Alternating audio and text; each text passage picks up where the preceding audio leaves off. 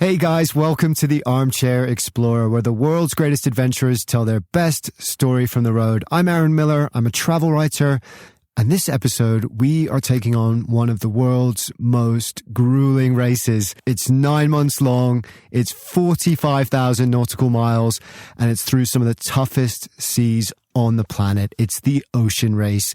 We're about to sail around the world. Are you ready? Yeah, me too. Let's go.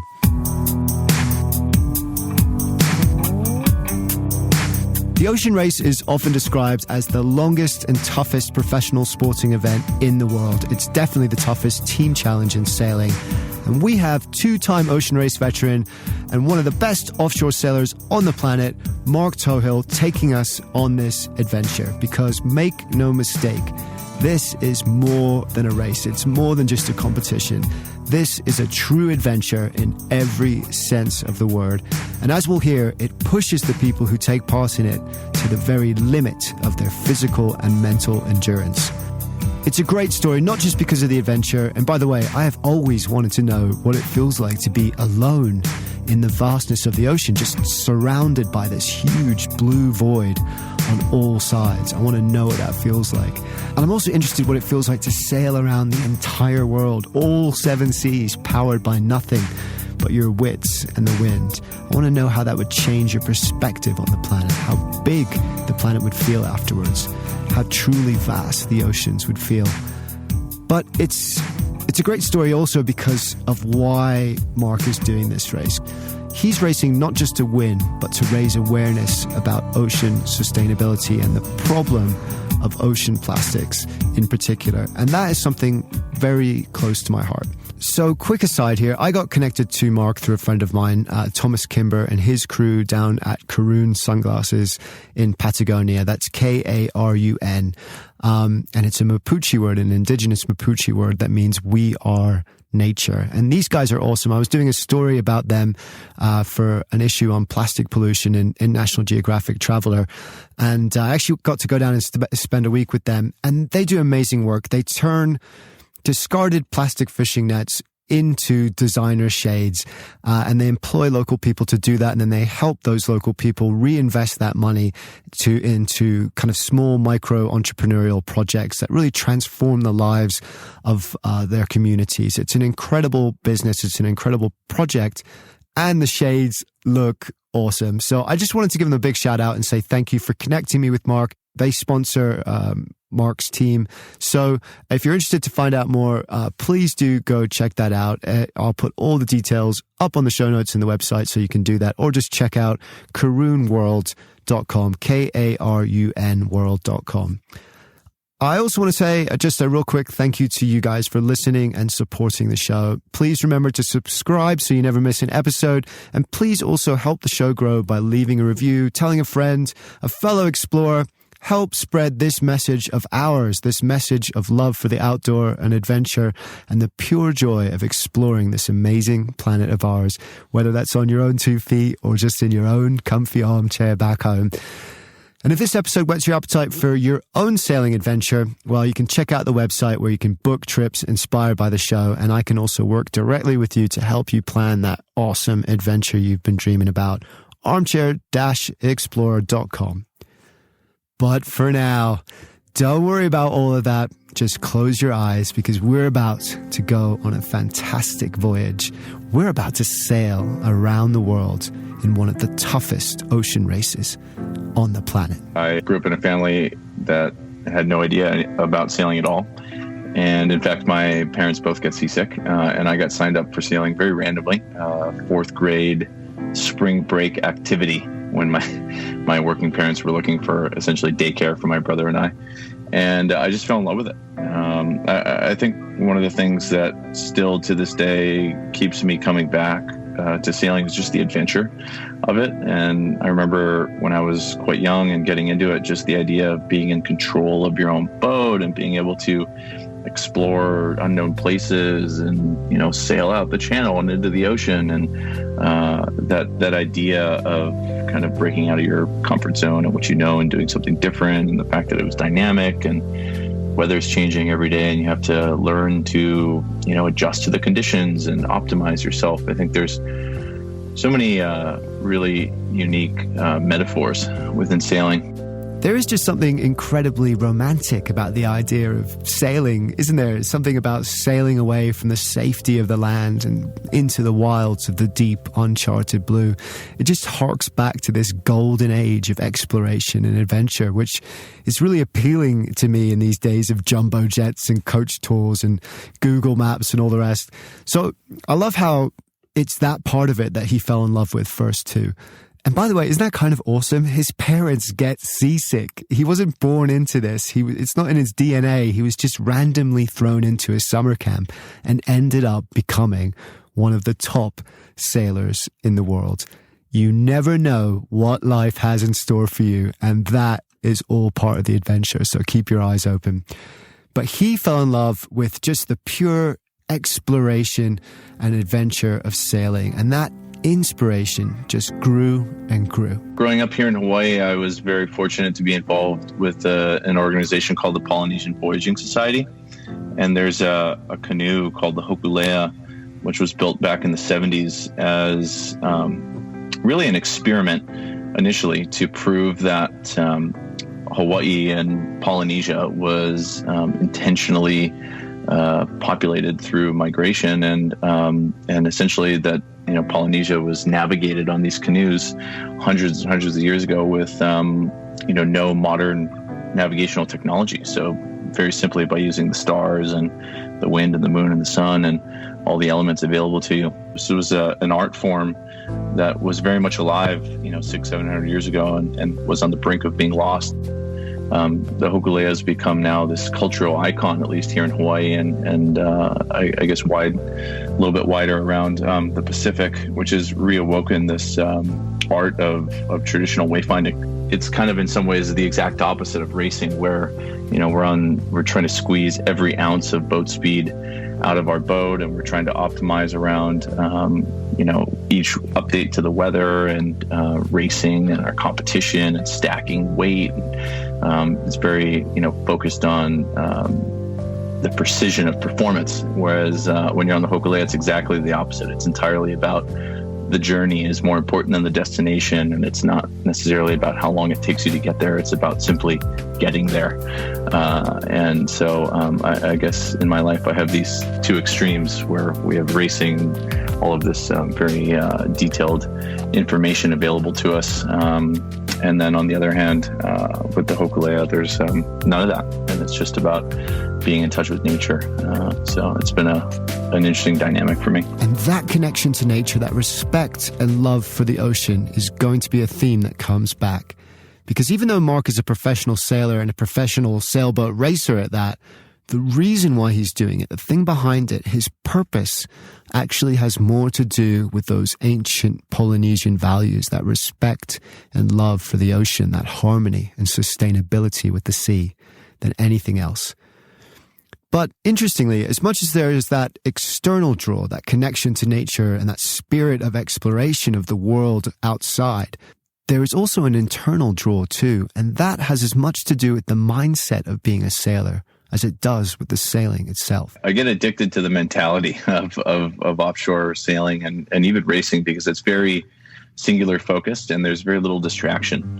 So, on land, we, run around and we have very busy schedules and everybody's doing a million things and constantly being pulled in different directions and, have all these distractions in front of us. And then you get on the boat and all of that goes away and you don't have cell phone service and nobody can call you.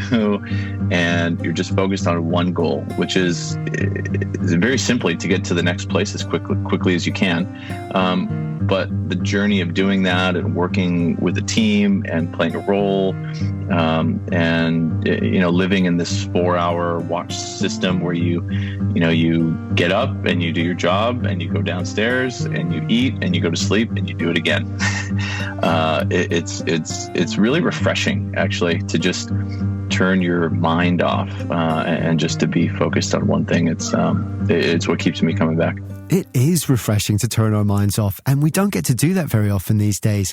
That singular focus is so hard to find. We are constantly multitasking with work and family and life and texts and posts. It's exhausting. Literally, there is study after study that shows that when we switch between tasks, rather than just focusing all our attention on one task, it drains us. It uses up more fuel. So that singular focus that Mark talks about, even though he's exhausted physically due to the demands of the race, and it is incredibly demanding, despite that, there's something relaxing, almost zen-like about it too. No multitasking, no other worries and concerns, just one singular focus. But it goes further than that too. I really love the idea of simplicity and sustainability within sailing, and one of the themes that I always come back to is just how being on board a boat offshore is kind of like being on an island, and we bring everything we bring on the boat has a purpose. In fact, most things have multiple purposes, and everything is thought about and weighed, and there's no excess at all. And so we have just what we need to survive and absolutely nothing more. And I think that's a really interesting concept for how we could probably all be living on this planet. Because at the end of the day, this planet of ours is a kind of island, isn't it? A big, beautiful island in space. Earlier, Mark mentioned that there are a lot of metaphors in sailing that you can take into other areas of your life. And this is a big one. Because there is so little space on board, and because keeping the weight down on the boat is crucial, only the absolutely necessary is taken. Everything is valued and used. Nothing is wasted. It's a metaphor for a completely different way of life from the ones we are living today. And ultimately, that's what 11th Hour Racing is all about, Mark's team. And their message of protecting our oceans, of living sustainably with our seas, is what drives Mark to do one of the longest, toughest, and most grueling races on the planet. Ocean racing is essentially a very prolonged game of chess.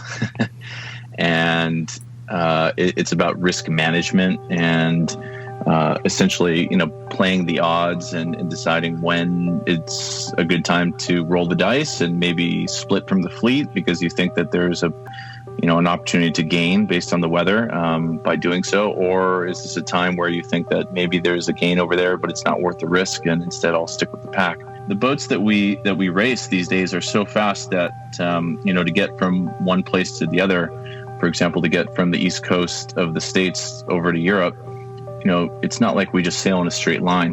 The boats are so quick that we zigzag all over the ocean, chasing different shifts in the weather, or potentially you could sail hundreds of miles out of the way because there could be more wind in the south, and ultimately that'll still help you get to your destination faster. When we're out there racing for weeks at a time, while a leg from, say, Spain to Cape Town could take anywhere from 20 to 30 days, we're pushing the boat 24/7. It really breaks down into this series of multiple races that happen every 6 hours, which is when we get a position report. And so each 6-hour sked, you're essentially graded on your performance, and you can gain 10 miles or you can lose a mile, or you can, I remember one sked where we lost 100 miles to our competitors. Okay, a little background here. So Mark's taken part in 2 ocean races. He skippered his first one when he was just 26. And the story he's going to get into today was his second race. And he's now actually currently preparing for his third, which will take place 21-22. They're every 3 years. Originally, boat design was a big part of the race, and there was some flexibility on the kind of boat you could build, a little like Formula One. So there were lots of variations in the boats, and those variations affected their speed and other elements in different ways. Then, after the financial crash of 2008, the decision was taken to reduce costs by eliminating boat design altogether. So from then until the present day, all the boats that have taken part in the race were identical in design and weight, down to the most minute of details. And that's now changing again for the 21-22 race. So boat design is coming back into it. And actually there's lots of really exciting developments, including the addition of hydrofoils. And that's going to enable the boats to literally lift off the water at high speeds and race on these thin, fin-like blades. Yes, ladies and gentlemen, we are getting flying boats. But for the race we're hearing about, a game of chess is a good way to describe it, because strategy was one of the only delineating factors between the teams. But in any year, it's a pretty good way to describe it, because ocean racing is a mental game as much or more so than it is a physical game of endurance and skill. But that mental game isn't just about being smart. it's also about being tough. We're in a very small space, in very uncomfortable conditions for a very long period of time, and under a lot of stress. I would not do well. I'm just going to jump in and say that me, hangry in a confined space, plus tired, plus seasick, is not who you want to spend your days at sea with. It would be like taking a big, hairy, bearded toddler on board, but with more vomit. And when I say days at sea, I'm not joking. The Ocean Race has 11 legs or stages, varying in length from a week to 30 days or more each. It takes 9 months to complete. They begin in October and they finish in June. These are 60, 70-foot boats, and that may sound a lot, but with crews of 10 people usually, it's not. The inside is cramped. People sleep on bunks on top of each other. They work 4-hour shifts in constant rotation, on and off relentlessly, 24/7. It's exhausting and emotionally draining. It's been called an adventure that borders on psychological experiment, which I love that too. Think of it like being trapped in an elevator with 9 other people, all of whom smell awful, whilst being worked to the bone, stressed out of your mind, and shaken around like the inside of a washing machine. And no matter how experienced you are, no matter how much you train and how badly you want it, everyone struggles. We knew that it was going to be very physically demanding, and we spent a ton of time focused on our physical preparation.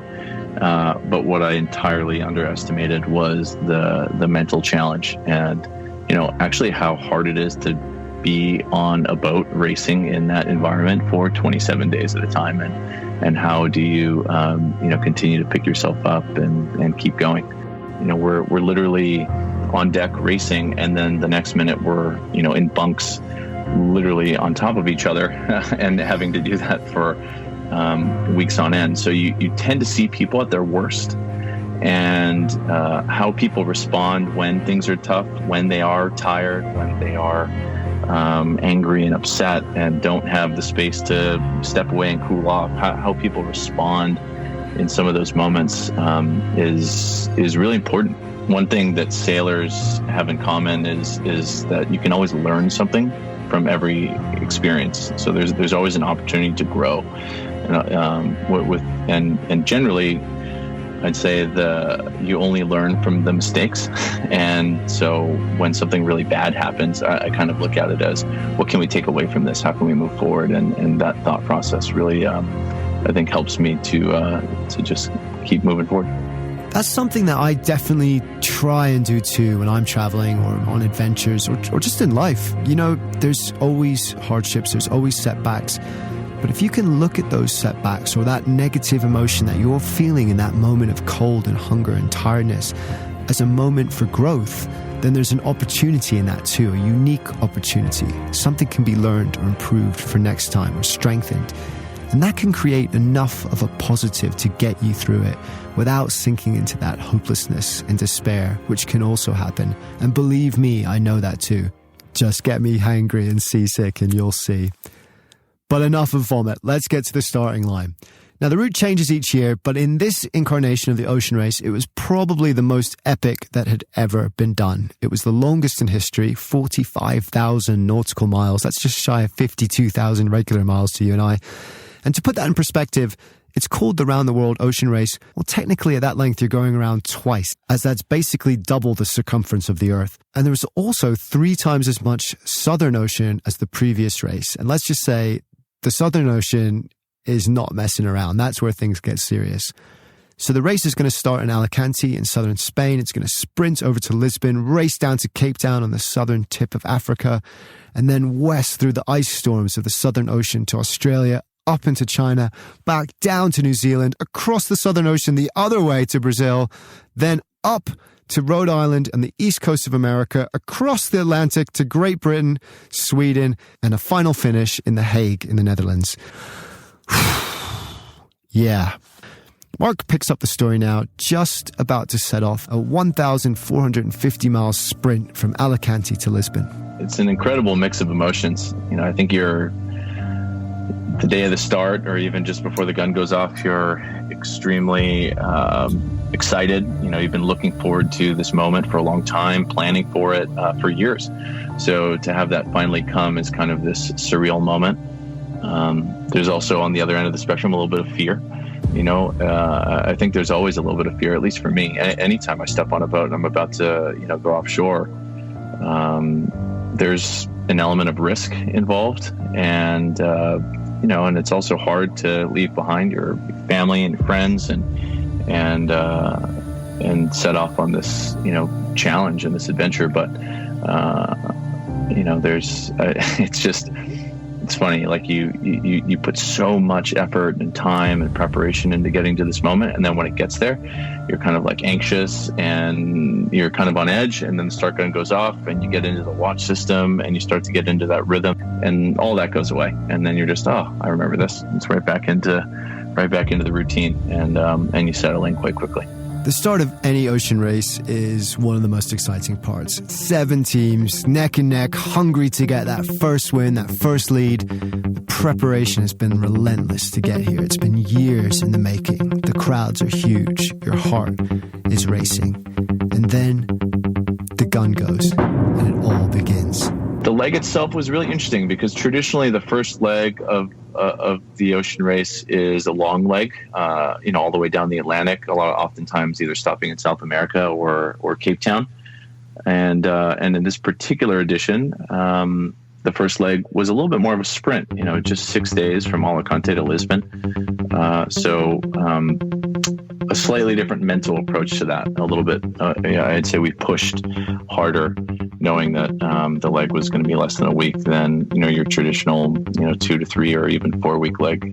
They pushed hard and it paid off. The first 12 hours were a drag race, all 17s bundled in a pack, and then Mark and his team split and headed towards the coast, chasing better winds.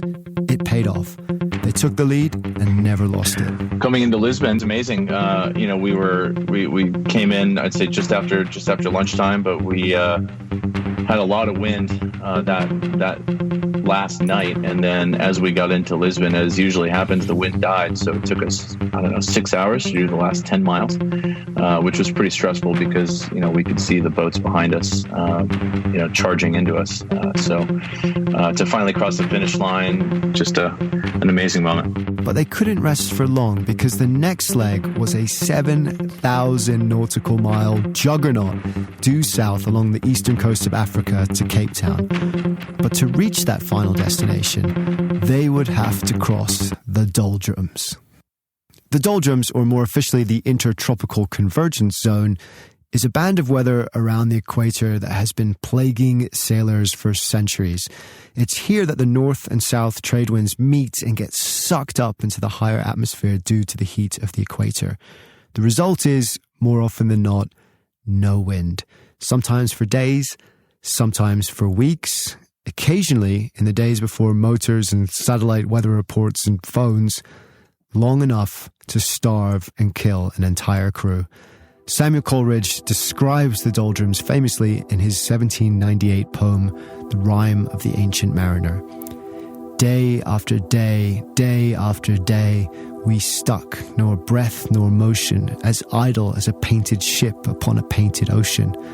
Water, water everywhere, and all the boards did shrink. Water, water everywhere, nor any drop to drink.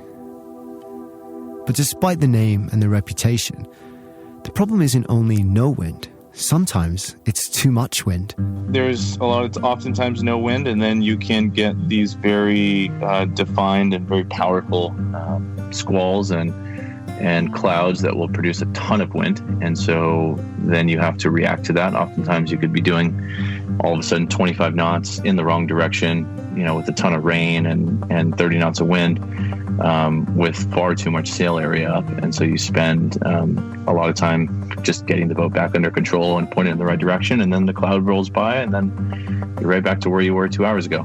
So it's very dynamic and changes quickly, and you have to be able to adapt to those changes. And there's a lot of lead changes that happen. I mean, one cloud you can gain or lose 10 miles within an hour, and a boat that's 300 yards away from you could be on the other side of a cloud, and you could be sitting there in no wind, and they could be going 25 knots. Generally, the first half of the leg, you're trying to get as far to the southwest as you can, because the further west you get, the narrower, typically, it is, so you have an easier crossing. So you're constantly trying to balance the trade-off of getting south, which is toward where you need to get, but then also getting west to make your doldrums crossing easier. And then once you do cross the doldrums, then you have a nice downwind run around the South Atlantic High into Cape Town. So just some really fast sailing. In the past, that's where the 24-hour record's been broken.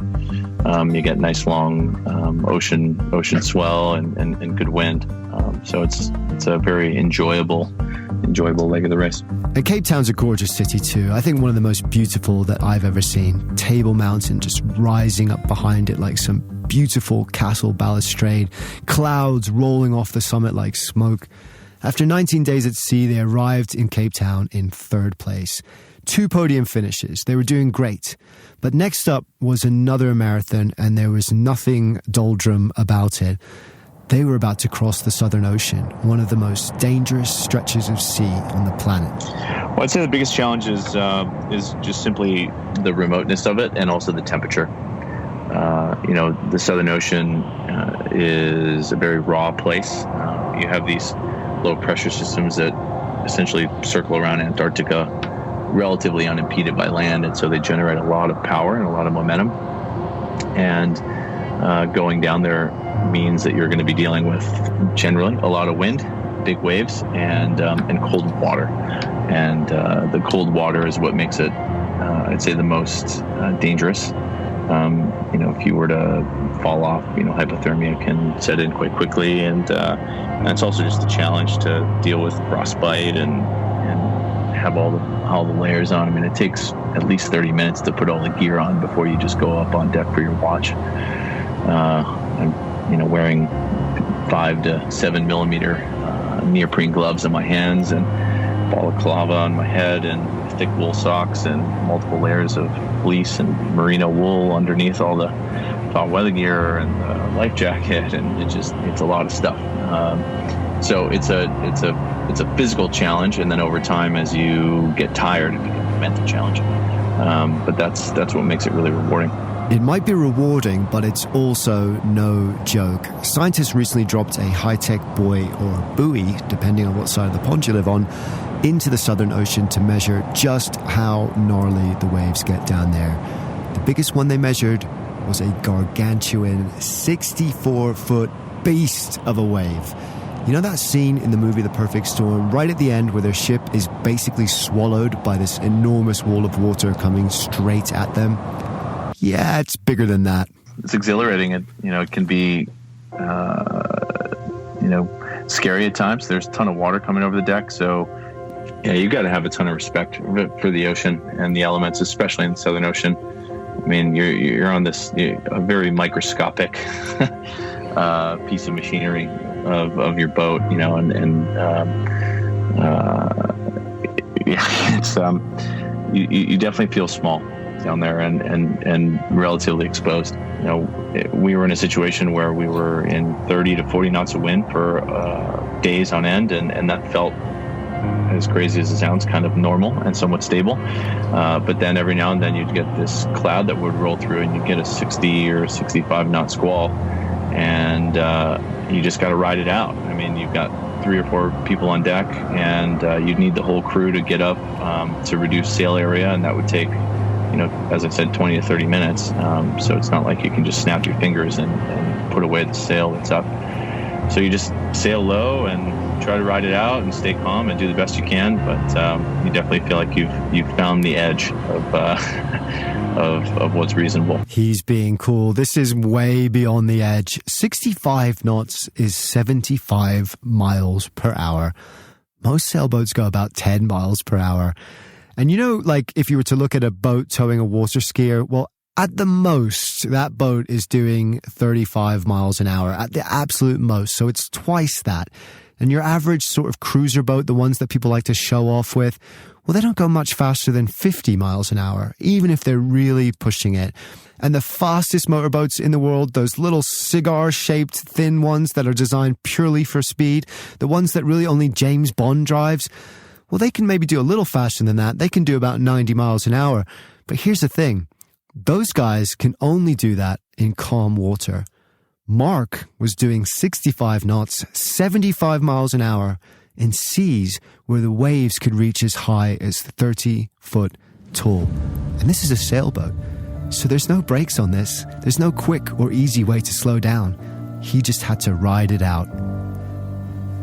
And he did, and the team made it to Melbourne after 14 days of continuous, hard, freezing cold sailing with another third-place podium finish just hours behind the winners.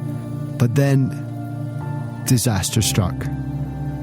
On the next leg 4, which was from Melbourne to Hong Kong, it was the middle of the night towards the end of the race. They were just 30 miles from the finish, just outside of Hong Kong waters. They were sailing about 20 knots and on course for a second place finish when suddenly and without any warning, they collided into another ship. It was a group of 10 Chinese commercial fishermen. They were unregistered. Their ship sank. 9 people survived. 1 didn't. I'm not going to go into this too much. Mark didn't want to talk about it, and I respect that. But I do just want to say that he did everything right. He immediately called a mayday. He embarked on a 2-hour search and rescue attempt, even though his own ship was broken, and he helped to save the lives of many of those fishermen. It wasn't his fault, but it's something that he's obviously deeply saddened by. He could have quit then. Many people would have, but he didn't. Against all the odds, him and his team repaired the boat and they rejoined the race in Auckland, New Zealand, having just missed 1 leg. They were down, but there was still a chance. But in order to take it, they'd have to complete another marathon leg on the Southern Ocean, this time heading back east 7,600 nautical miles to the shores of Brazil. Once we were able to get the team and our boat back together, we rejoined the race in New Zealand and straight back into another Southern Ocean leg, and another very windy leg. It was important for us to come out on the right foot, and we got to Cape Horn after 2 weeks of extremely windy sailing in second place, which was an achievement in itself. And about 18 hours later, our mast broke. Disaster struck again. Leg 7, Melbourne to Brazil, is the defining leg of this race. Not only is it the longest, with almost all of it through the roughest sea on the planet, there's also Cape Horn to contend with. Here on the southern tip of America, 3 oceans collide, the Atlantic, the Pacific, and the Southern, causing horrendous, unpredictable conditions. Before modern times, rounding the horn, as it's known, was rolling the dice with your life. An estimated 800 ships have wrecked here, causing some 10,000 deaths. And even today, it's no joke. They got through that. They were back on their feet from their tragedy in Hong Kong. They were racing strong. And out of nowhere, everything collapsed. Fortunately for us, we were just about 100 miles from the Falkland Islands. Had that failure happened a week earlier, we would have been, could have potentially been thousands of miles from land. So we were very lucky and got to the Falklands, had to suspend racing, and massive undertaking by the team to basically build a jury-rigged mast out of an old telephone pole and get the boat back to Brazil in time to get a new mast fitted for the next leg. That's impressive. They actually built a makeshift mast out of an old telephone pole in order to sail the boat to the finish line and get it ready for the final legs. Winning was now, sadly, out of sight. But they weren't going to let that deter them, because in the end, it wasn't just about winning. It was about the adventure itself and the message. One moment that really sticks out is when we sailed through the Malacca Straits. It's quite close to Singapore, and a very heavily, I think, if not the most heavily trafficked kind of navigation channel in the world. Just an incredible amount of marine debris. It almost felt like you could step off the boat and walk to shore. And very eye-opening for us, and just honestly sad. It just kind of makes your heart sink a little bit. I studied environmental science in college, grew up very, with a strong connection to the ocean. And once we learned about what participating in a global event like the TheOceanRace, or now TheOceanRace, is, and how you can use that to, inspire and bring awareness to something, it was very clear what we needed to use that platform for. And so to inspire others, to raise awareness, and to lead by example. I think if we can do those things, then, win or lose on the sporting side, we will have ultimately won.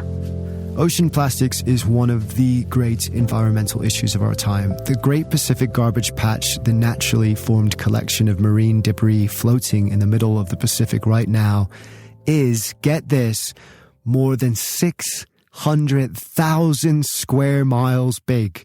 That is 6 times the size of Great Britain, of garbage floating in our ocean.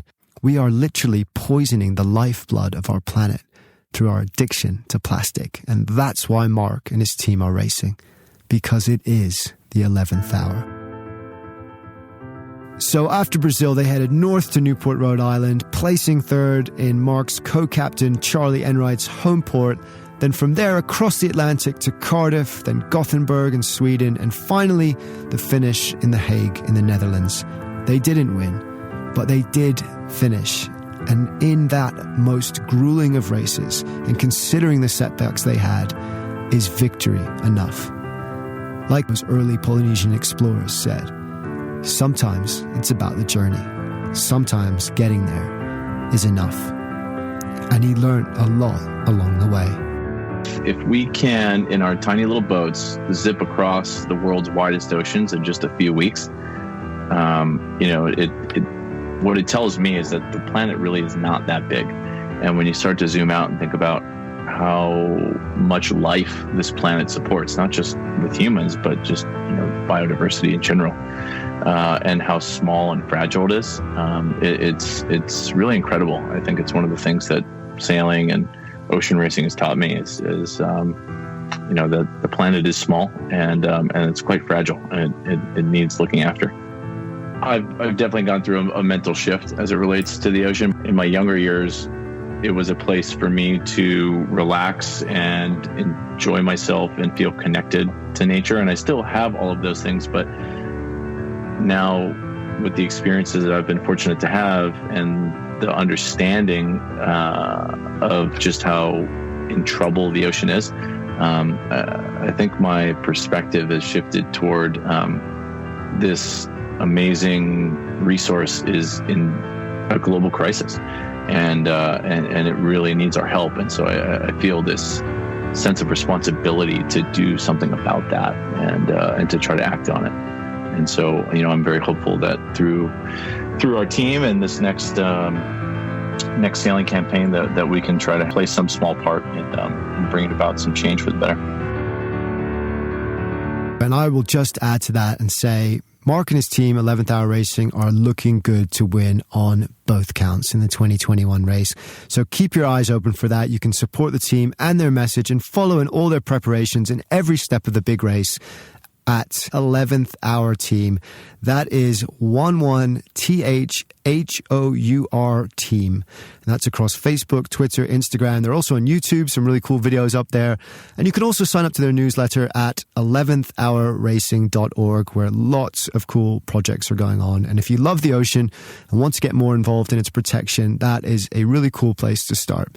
I'll put everything up on the website, Armchair-Explorer, along with trip ideas that you can book, background reading, maps of the race, some cool videos, photos, and more. So if you enjoyed the episode, please do check that out and let me know. I also want to give a final shout out to my buddies over at Karoon Sunglasses. Thanks for connecting me with Mark. Thank you for making this story happen.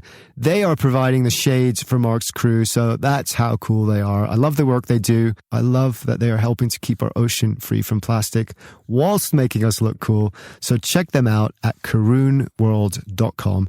That's KARUN world.com. And finally, of course, to you guys, thank you for listening and thank you so much for supporting the show.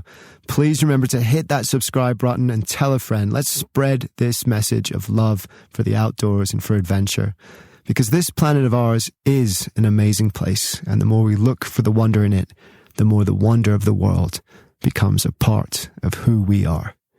Dare to be truly alive.